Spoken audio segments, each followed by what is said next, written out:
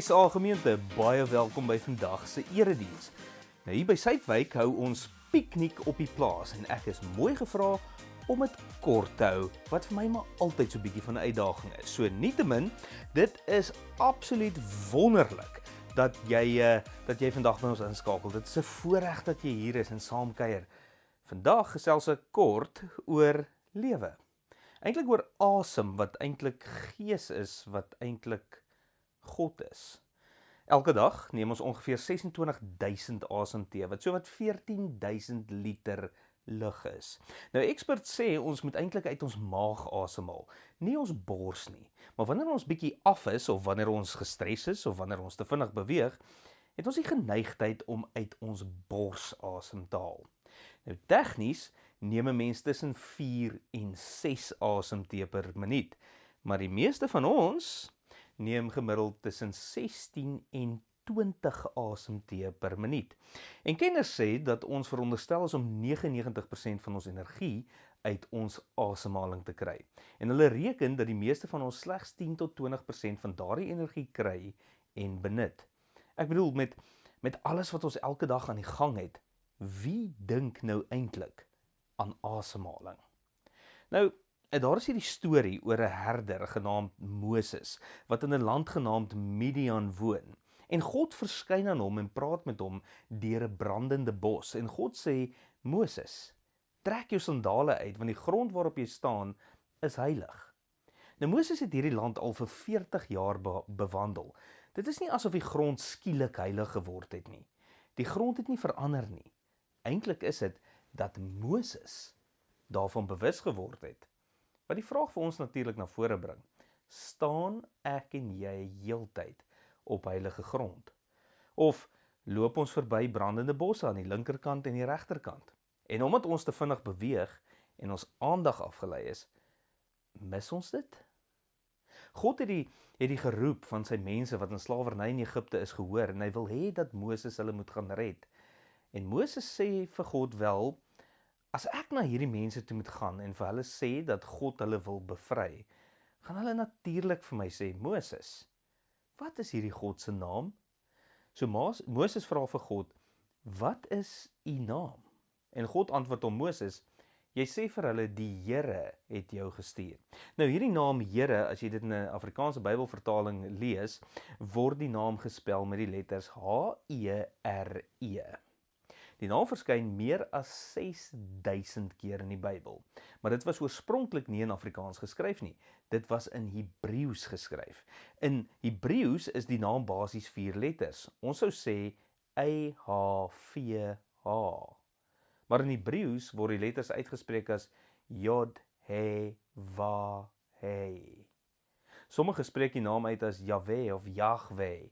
Alhoewel daar in baie tradisies hierdie naam glad nie as uitgespreek word nie, omdat dit as so hoog, so misterieus, so heilig beskou word. Trouwens, die antieke rabbies het geglo dat hierdie letters eintlik gefunksioneer het as klinkers in Hebreëse taal. Hulle het geglo dat hulle in wese asemgeluide was en dat die naam uiteindelik eenvoudig onuitspreekbaar is, omdat die letters saam met die geluid van asemhaling is Yod, He, Va, Hey, is die naam van God die geluid van asemhaling?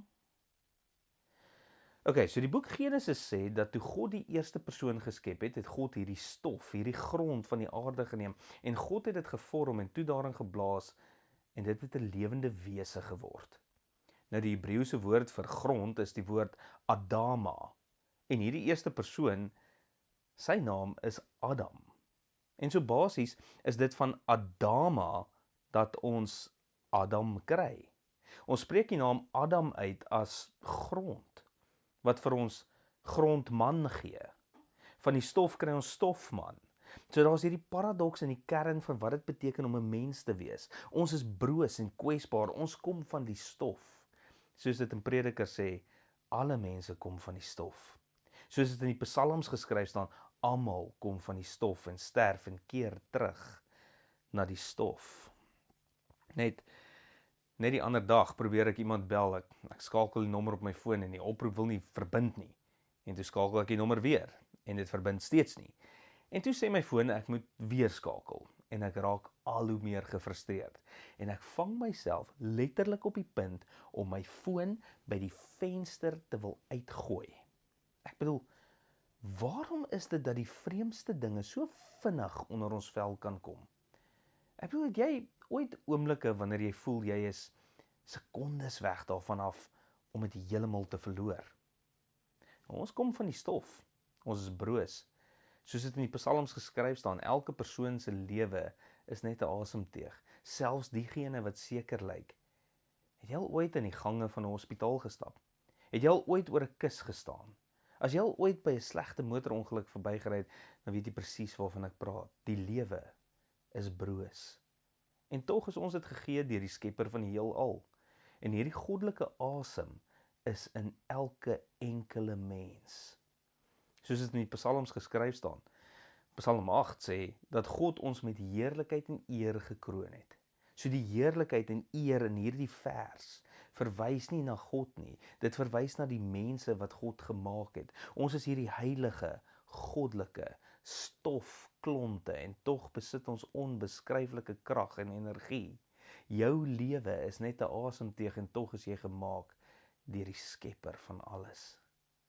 So vir duisende jare het mense verstaan dat hierdie fisiese asem wat ons almal het, eintlik 'n prentjie is van 'n dieper werklikheid. In die Bybel is die woord vir asem dieselfde woord as die woord vir gees. In die Hebreëse taal is dit die woord ruach en in die Griekse taal is dit die woord pneuma.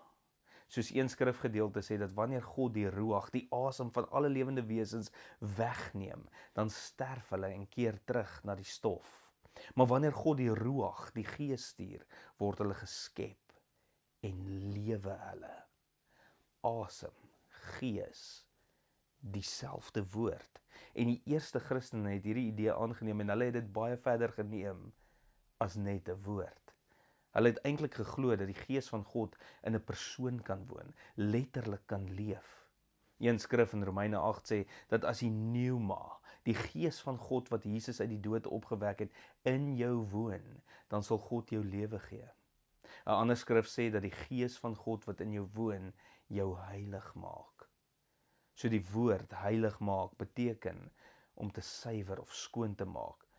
Wat dit basies beteken is dat wanneer jy God toelaat, wanneer jy asemhaal, word jy bewus van al die dinge wat jy moet agterlaat, alles wat jy moet laat gaan. As jy nou heeltemal eerlik is oor wat binne in jou aangaan, wat sal ons uitvind?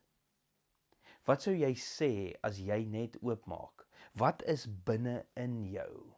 Waaroor is jy kwaad? Waaroor is jy bekommerd? Waaroor is jy angstig? Ek bedoel, wat vul jou gedagtes? Wat stres jou? Ek bedoel, as ons heeltemal eerlik sou wees oor wat binne in jou aangaan, is daar iets wat jy nou nodig het om uit te asem? Jesus het gesê wat die Gees van God doen, is om ons in die waarheid te lei. Is daar iets waarin jy leiding nodig het? Miskien is dit wat ons nodig het. So naby, soos om asem te haal.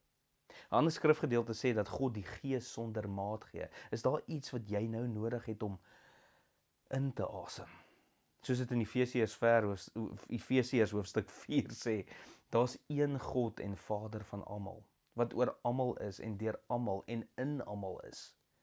Of soos in Hebreërs hoofstuk 2, wat sê daar is 'n God vir wie en deur wie alles bestaan. Of soos Jesus dit gesê het, God is Gees en jy is 'n heilige skepping van God. Die goddelike asem vloei deur jou en dit vloei deur die persoon langs jou en dit vloei deur die persoon langs hulle.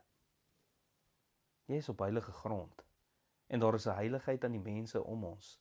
En hoe jy hulle behandel, het Jesus gesê, wat jy vir hulle doen, het jy vir hom gedoen.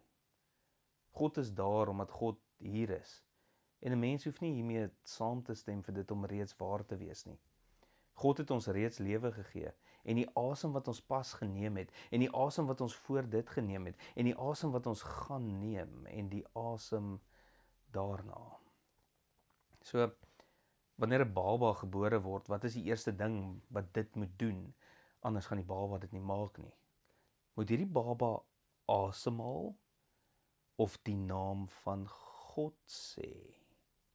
En wat is die laaste ding wat jy doen voordat jy sterf? Die laaste ding wat ons doen is ons neem ons laaste asem. Of is dit dat wanneer ons nie meer die naam van God kan sê nie, dat ons sterf? Ek bedoel, is dit moontlik dat jy 'n ete kan hê met 'n goeie vriend van jou wat nie in God glo nie, en jy kan aan die ander kant van die tafel sit van jou vriend wat sê, daar is geen God nie, en wat jy sou hoor is, Jod, He, Wa, He. Mag jy besef dat God hier by ons is, altyd. Mag jy besef dat die grond waarop jy staan heilig is. En soos jy stadiger raak, mag jy bewus word dat dit in Yad, He, Wa, He is. Dat ons asemhaal en beweeg en lewe. Amen. Here, dankie vir asem. Dankie vir lewe. Dankie dat ons die voorreg het om dit te kan ervaar. Dankie dat ons kan weet dat elke asem wat ons neem, dat alles wat asem het, soos Psalm 150 sê, loof hom met die tromme, loof hom met die harp, laat alles wat asem het die Here loof. Want deur net asem te haal, sê ons u naam, elke dier, elke mens, alles in hierdie skepping. Here, dankie vir u asem, vir u lewe. Dankie vir die bewustheid van heilige grond, waarop ons kan loop, elke dag.